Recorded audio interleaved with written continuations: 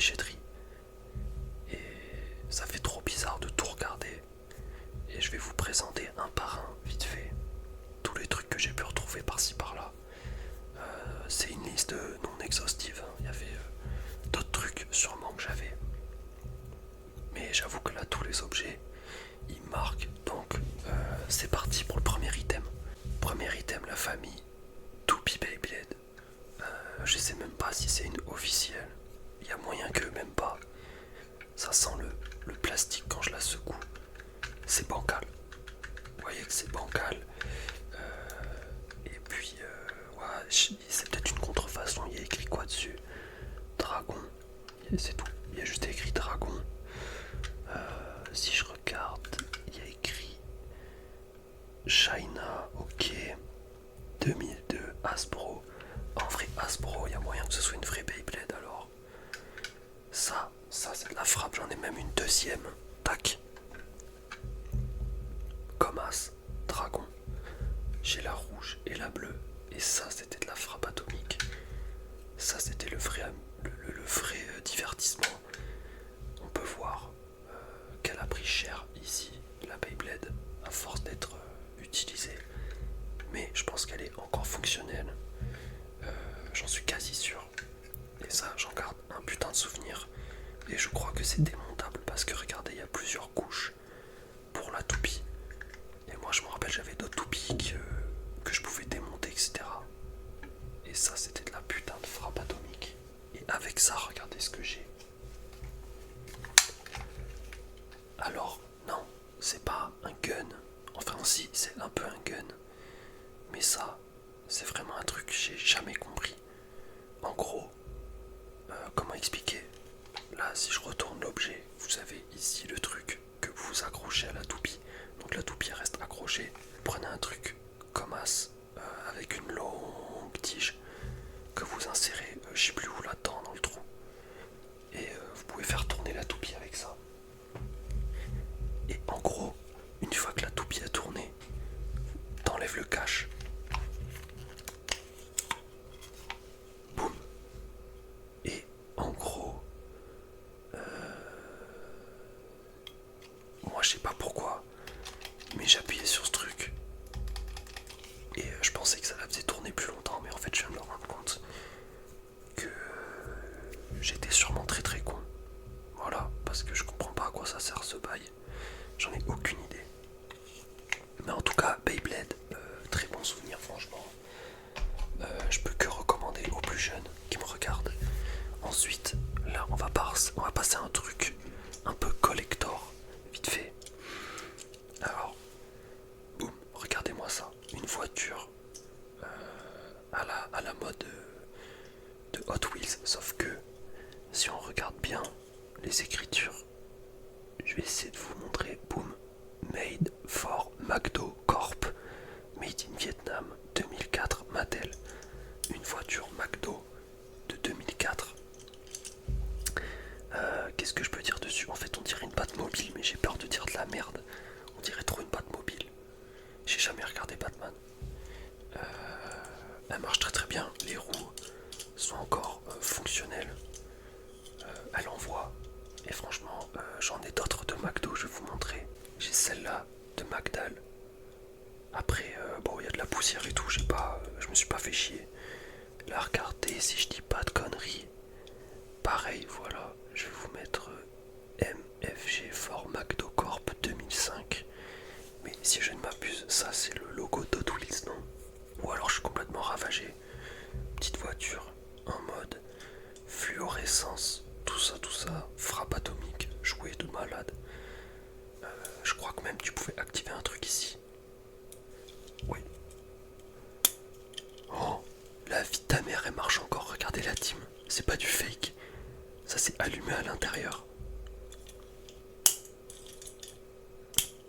La tête de ma mère, elle fonctionne.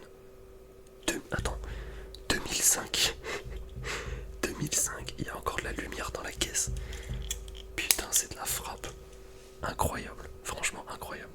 Donc ça, c'est des voitures McDo. Ça, je suis pas sûr que ce soit une voiture McDo. Ça m'étonnerait. Mais il y a un truc que je comprends pas dans cette voiture, c'est que regardez,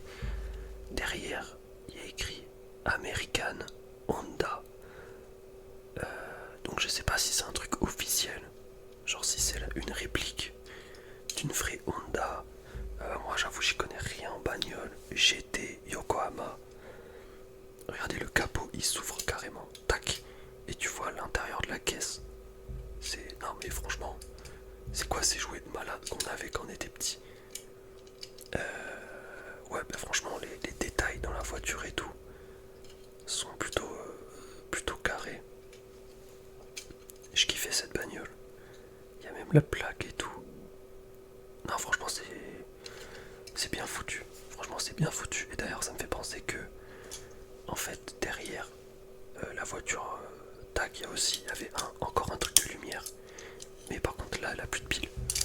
Donc ce que je propose c'est qu'on passe au jouet suivant. Alors là on va passer très vite fait dessus. C'est pas vraiment un jouet, c'est plutôt une console. Alors déjà je voulais vous montrer la pochette de ma première DS Sonic Chronicles, la confrérie des ténèbres. Et voilà, on a la première DS qui est dégueulasse. Plus de stylet, plus de cache pour les jeux Game Boy Advance, plus rien. Le truc, il n'y a même plus de... Comment dire? Il s'ouvre tout seul, le truc il se ferme tout seul. Ici j'avais mis des coups de stylet pour rayer la DS, le bouton A il marche plus, en tout cas voilà. J'en garde de très bons souvenirs et je suis content de l'avoir gardé. Ensuite on passe à un incontournable, le Playmobil. Ben oui, le Playmobil, évidemment. Tu peux lui accrocher des trucs à la main, tu peux lui faire bouger les jambes, etc. Bon là, il a pas de cheveux, c'est Fabien Barthez. Mais en tout cas, incroyable les Playmobil, mais ça coûtait cher à l'époque je crois. Parce que t'avais 10 000 trucs différents de Playmobil. T'avais les châteaux forts, t'avais les ambulances, t'avais les maisons, t'avais les trucs de ferme, enfin t'avais 10 milliards de trucs différents. Ensuite, qu'est-ce que c'est que ça? Pour ceux qui... là, il y en a peut-être, je les ai ramenés en enfance instantanément. C'est encore un jouet du McDo de 2007. Mais en fait, je suis désolé la famille, mais les jouets du McDo, la vie de ma mère... La vie de ma mère que tu gardais tes jouets du McDo, tu pouvais t'amuser chez toi, je te jure. Ça c'était un chien qui faisait de la musique, il me semble. Je sais plus comment tu l'activais, en tout cas il n'y a plus de piles là. Mais ouais, McDo, on voit le logo derrière. Ça c'était incroyable comme jouet. Il y a moyen, non il faisait que de la musique je crois, il bougeait pas. Tu pouvais lui bouger un peu la tête. Oh, c'est marrant, c'est un petit jouet. Je sais plus si c'était télécommandé, enfin non il y a moyen que ce soit pas télécommandé, je sais pas. En vrai si, parce qu'il y avait une batterie en fait. Si, je suis un ouf, je suis un connard, ça c'est l'emplacement de la batterie. Ça c'est un jouet de fou furieux. Il est bien foutu et tout, hein, franchement. Bon après, il date. Mais ouais, pour l'époque et tout, c'était incroyable. Je sais pas combien ça a dû coûter, mais McGregor, il est écrit derrière. Frappe de jouet. Et le dernier jouet, je troll même pas, c'est un jouet que j'avais quand j'étais petit et que j'aimais bien. Une flûte de Pan. Je crois que ça s'appelle comme ça.